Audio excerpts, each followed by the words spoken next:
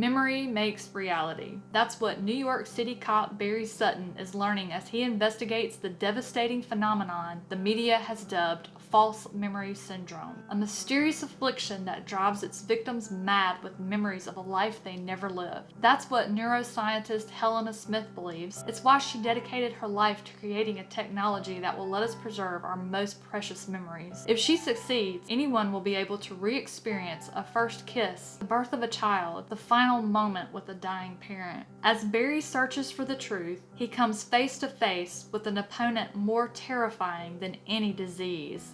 A force that attacks not just our minds, but the very fabric of the past. And as its effects begin to unmake the world as we know it, only he and Helena, working together, will stand a chance at defeating it. But how can they make a stand when reality itself is shifting and crumbling all around them? Guys, welcome back to the Nerdy Narrative. My name is Leslie, and today I want to talk to you about Recursion by Blake Crouch. The way the lights play on this cover just amuses me to no end.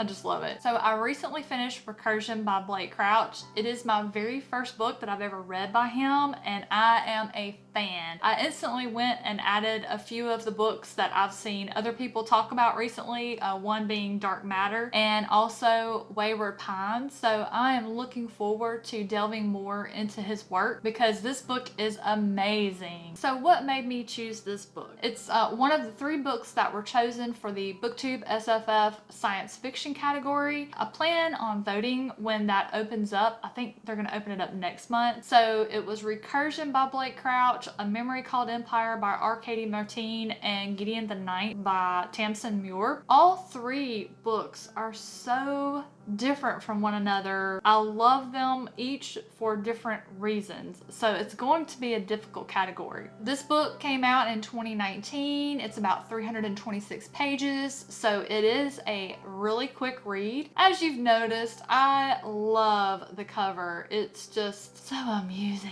Like, I can just do this all day. I do not, under any circumstance, want to spoil this book for anyone who has not read it. So I can't go into great detail about some of the things that I feel about this book. Out of all the reviews that I've read and other BookTube reviews that I've watched, no one felt the way that I did per se. It's a fast-paced action sci-fi thriller. I think that's a bait and switch because to me, this is a love story wrapped up with a science fiction bow on it. This is the type of science fiction that I love. It is intelligently written, it's believable, but it is explained in a way that laymen can understand it. I am not a science girl. I don't know anything about neuroscience, physics, none of that stuff. Blake Crouch was able to describe and explain it in such a way that I was able to understand the gist of it. He did have a couple of $10 words in there, but I'm okay with that. I tore through this book. It sucks you in from the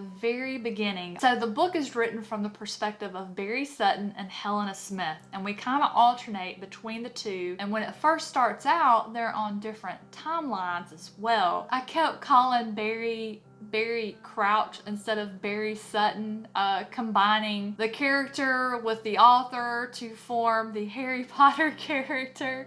So that was difficult for me. I still want to call him Barry Crouch. So if I do, I am so sorry. I'm meaning Barry Sutton. So Barry is a New York cop. There's a huge spike in suicides in New York due to people having trouble with what they're calling dead memories or false memories, hence why they call it false memory syndrome. And so Barry's investigating into that. And that's how he gets pulled into the story. Helena is a neuroscientist whose dream is to build a chair that will allow them to save memories, refire those into the brains of patients and folks suffering from Alzheimer's and dementia. We follow these 2 characters through the story of the chair being created, and as you have probably guessed, is the culprit for the false memory syndrome. But we're following the story of what could happen to humanity if an invention such as this were to be created and released into the world. It is a fantastic fantastic story. I mean, you just get caught up immediately. You do not want to put it down. It is so fast paced. It is such an easy read. It's literally one of these that you're going to say just one more chapter until you're at the end. And now that I've mentioned the ending, Blake Crouch, we have a problem. He did what I call an inferred ending. At the end, we have a conversation between two characters, and he ended it in a way that he is inferring to you, the reader, what's going to happen. I've read the book, I know what's going to happen. But he didn't write the words. They're not there. I mean, I need the words. I need to see it in writing. I need to know. I need to see it in black and white for it to be true. So mad at you, Blake.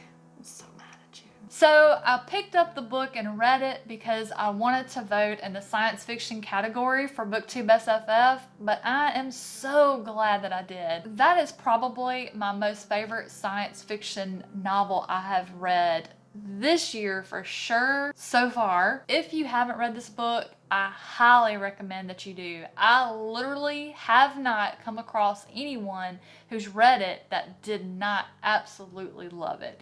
I can't see any way that you would be disappointed unless you're an OCD little turkey like me and need to see that inferred ending in print.